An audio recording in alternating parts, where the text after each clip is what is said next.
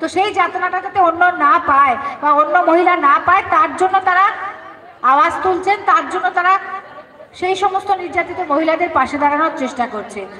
আমি আশা করব এবং এই বলে আমার বক্তব্য সমাপ্ত করব যে সকলেই যেন নীরব না থাকি, সকলেই যেন আমরা আশেপাশে কোথাও নির্যাতন দেখলে, কোথাও বাল্যবিবাহ হতে থাকলে বা শুনতে পেলেও আমরা নিজেরা সেই বন্ধের জন্য এগিয়ে যেতে পারি। আমরা যদি নিজেরা ভয় পাই তাহলে অন্যকে অন্তত খবরটা দিই। আমাদের যে আলোর দিশা বা আলোর বার্তা কাজ করছে, যারা চাইল্ড ম্যারেজের জন্য স্কুলে গিয়ে বাচ্চাদের সাথে কাজ করে বা গ্রামে গ্রামে বাচ্চাদের সাথে কাজ করে, কন্যা শিশুদের সাথে কাজ করে, তাদেরকে খবর করি, সংগঠনকে জানাই বা প্রশাসনকে জানাই। কোথাও না কোথাও একটা অন্তত নিজে না পারলেও কাউকে সংবাদটা যদি দিয়ে দেওয়া যায় তাহলে কিন্তু তাও এক পাশে এগিয়ে গেল, তাহলেও সে মনে করবো যে একটা অপরাধ বন্ধ করলো, একটা হিংসা বন্ধ করলো।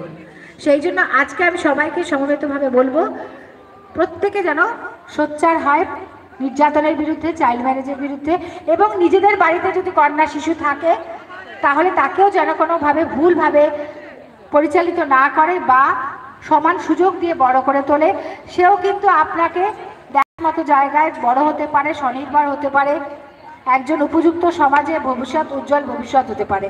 তার পথ আমাদের প্রশস্ত করে দিতে হবে, আমাদের গার্জিয়ানদেরই প্রশস্ত করে দিতে হবে। আমাদের সমাজে যারা সমাজ সংস্কারক আছেন বা প্রশাসনে যারা আছেন তাদেরকে পাশে নিয়ে আমাদের চলতে হবে, তাদের সহায়তায় আমাদের এগিয়ে যেতে হবে এবং নিজেদেরকে সচেতন হতে হবে। আমাদেরকে অধিকার কেউ এসে দিয়ে যাবে না, আমাদের অধিকারগুলো ওরকম বস্তু নয় যে আমি একটা জিনিস আমি কিনে নেব, সেটার জন্য আমাদেরকে নিজেদের এগিয়ে যেতে হবে। আমরা যদি দু পা এগোই তাহলেই কিন্তু আমরা সাহস করে আর একটা মানুষের পাশে যেতে পারবো এবং হিংসাকে বন্ধ করতে পারবো।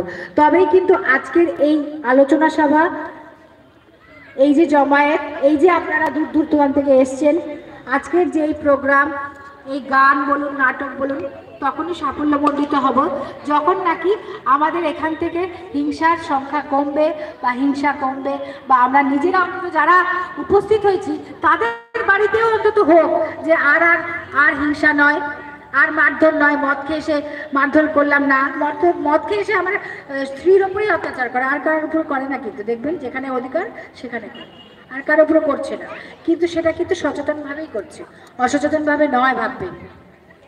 সেই জন্য না কোথাও ভাবতে হবে যে আমরা কোথাও কারুর পায়ের তলার মানুষ নই, মহিলারাও সমানের অধিকারে বাঁচতে পারে, পরিবারে হোক সমাজে হোক, উভয়কে ছাড়া কোনো গ্রাম বলুন সমাজ বলুন এগিয়ে যেতে পারে না।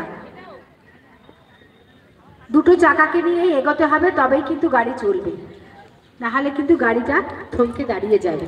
তাই জন্য আজকে সবাইকে আমি এই বলেই শেষ করব আমার বক্তব্য।